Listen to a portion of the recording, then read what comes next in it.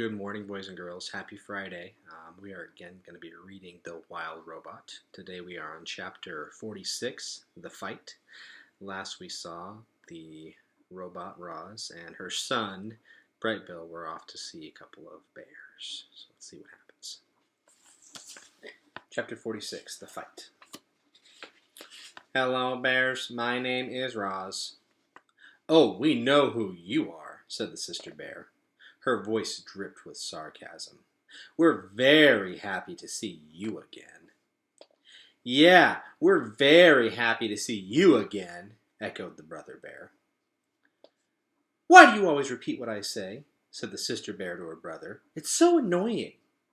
I was just backing you up. Let me do the talking. Fine, you don't have to be so mean about it. The bickering bears were interrupted by the robot's friendliest voice. With whom do I have the pleasure of speaking? Oh, how rude of us, said the sister bear. My name is Nettle, and this is my little brother, Thorn. I'm not little, snapped Thorn under his breath. It is lovely to meet you both, said Roz. But I am afraid I must be going. And I'm afraid we can't let you do that. Nettle stepped into Roz's path. My brother and I, we don't like monsters. I am not a monster. I am a robot. Whatever you are, we don't like you, said Thorn. We hear you've become very comfortable on our island, said Nettle. Now we're going to make you very uncomfortable. Yeah, we're going to make you very uncomfortable. Stop repeating me, Thorn. Poor Roz was in serious trouble. The bears were closing in on her, but she couldn't run, she couldn't hide, and she couldn't fight. The robot didn't know what to do, but before she could do anything, there was a loud squawk and a streak of feathers. Stay away from my mama! Brightbill swooped down and skidded to a stop between the robot and the bears. So the rumors are true, Nettle laughed. There really is a runty gosling who thinks the robot is his mother. How could anyone be so stupid? Do yourself a favor, Gosling, and fly away before you get hurt. She is right, Brightbill, said Roz. Please let me handle this. But the Gosling stood his ground. He spread his wings and hopped around, ready to defend his mother. The bears roared with laughter. Then, with a flick of her paw, Nettle sent Brightbill tumbling over the ground, over and over, until he flopped onto his back and stared up at the sky, stunned. This is our island, snarled Nettle. And it's time for you to go, growled Thorn. Roz made herself as big as possible. She banged her chest and roared wild, angry sounds. But the bears were not intimidated. They roared right back. And then they attacked. Nettle pulled Roz into a fierce bear hug, while Thorn clawed at her legs. The robot tried to shake free, but the bears would not let go of their prey. Not this time. A cloud of dust bloomed around the trio as they thrashed closer to the edge of the cliff. All of a sudden, something burst out from the trees and onto the open cliff top. Mother Bear. She was gigantic, like a mountain of golden fur, and she was furious. It seemed like this would be the end for our robot. But Mother Bear wasn't there to join the fight. She was there to break it up. Nettle! Thorn! Get over here this instant! The young bears should have listened to their mother. Instead, they pretended not to hear her. Nettle slashed at Roz's body, and Thorn began wrestling with her foot. He grabbed the foot with both paws and forced it up from the ground. Then, with every ounce of his strength, he twisted the foot around. Reader, the following events happened very quickly. First, there was a strange thwip sound as the robot's right foot popped off her leg and sailed through the air. Then everyone toppled over. Nettle and Roz fell sideways along the edge, but Thorn fell backward and tumbled right off the cliff. Do you know what the most terrible sound in the world is? It's the howl of a mother bear as she watches her cub tumble off a cliff. Mother Bear's howl was so startling that it snapped Brightbill right out of his stupor. Her howl was so powerful that it shook Roz's entire body. Her howl was so loud that animals heard it clear across the island. But there was no reply from Thorn. Mother Bear's howl slowly faded, and she wilted to the ground. Roz watched as her detached foot sailed over the edge and plummeted down to the shore below. It fell past circling seagulls, smashed off a rock, and disappeared into the waves. And that's when the robot noticed something furry hanging, dangling from the cliffside. Thorn! His full weight hung from a tree that was rooted to the rock wall. He gripped the tree tightly in his jaws and looked up at Roz with wide, frightening eyes.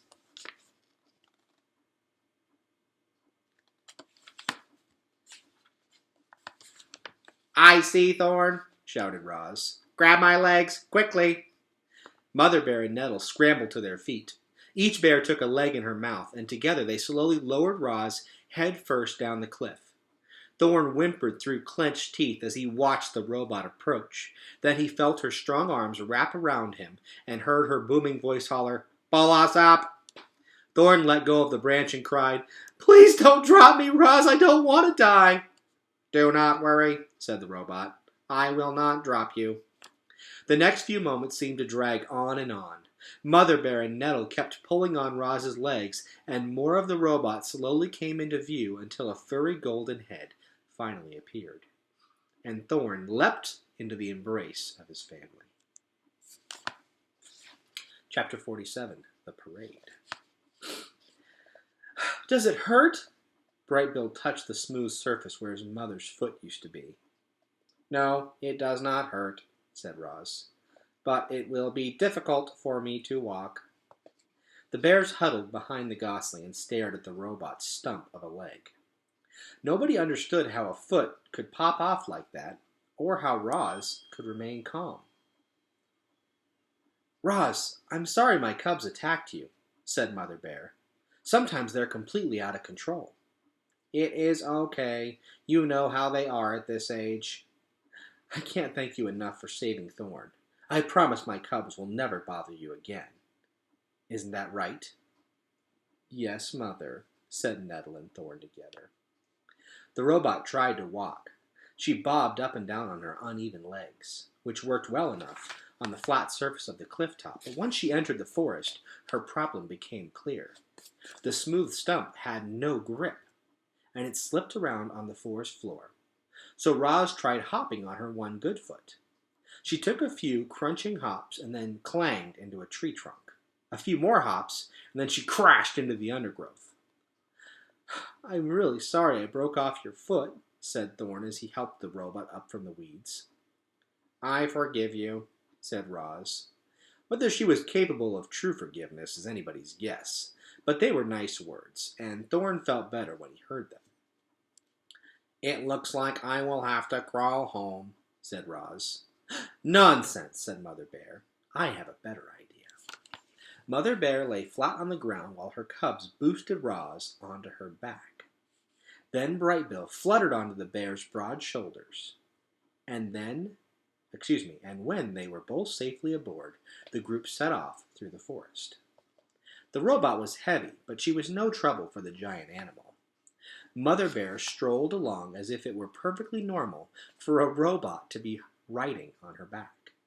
They made quite a grand procession, all walking together like that, and the procession became even grander as deer and raccoons and birds and all kinds of other animals joined in. Everyone wanted to see the mother robot riding the Mother Bear. The group wound its way past ancient trees and over rolling meadows. And here's a picture of the procession.